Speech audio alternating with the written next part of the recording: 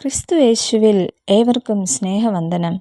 ഈ പുതിയ പ്രഭാതത്തിലെ നമ്മുടെ വായന ഭാഗം 2 ദിനവൃത്താന്തം 20 മുതൽ 22 വരെയുള്ള അധ്യായങ്ങളാണ്.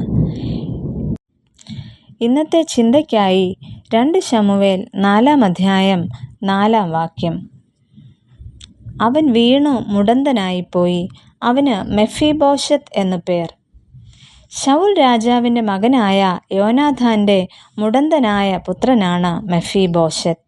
ഇസ്രായേലിൽ നിന്ന് ശൗലിൻ്റെയും യോനാഥാൻ്റെയും മരണവാർത്ത എത്തിയ സമയം അവന് 5 വയസ്സായിരുന്നു.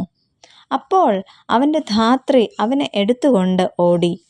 അവൾ ബദ്ധപ്പെട്ട് ഓടുമ്പോൾ അവൻ താഴെ വീണു. അങ്ങനെ മെഫീബോശത്ത് മുടന്തനായിപ്പോയി. എന്നാൽ 1 ദിനവൃത്താന്തം 8 അധ്യായത്തിൻ്റെ 34-ലും 9 അധ്യായത്തിൻ്റെ 40 വാക്യത്തിലും മെഫീബോശത്തിൻ്റെ പേര് മെരീബാൽ എന്നാണ് കാണുന്നത്.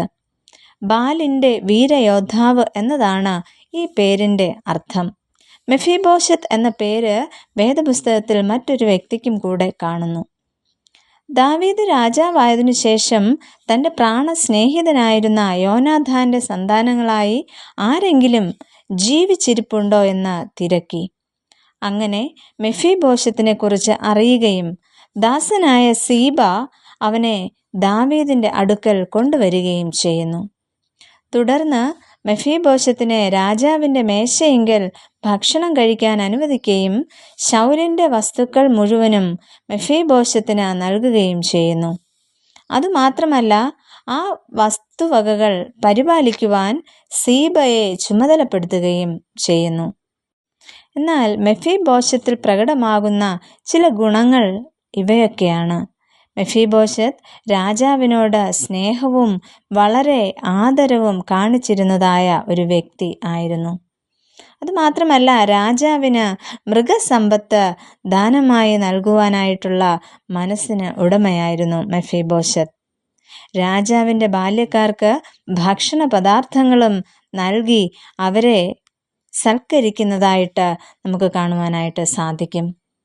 ഡിഫറൻ്റ്ലി ഏബിൾഡ് അഥവാ വ്യത്യസ്ത കഴിവുകൾക്കുടമയായ മെഫീബോശത്തിനെയാണ് നാം ഇന്ന് കണ്ടത്.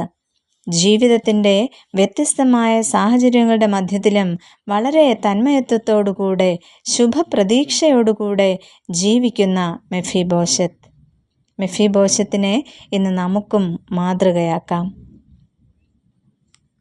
നമുക്ക് പ്രാർത്ഥിക്കാം.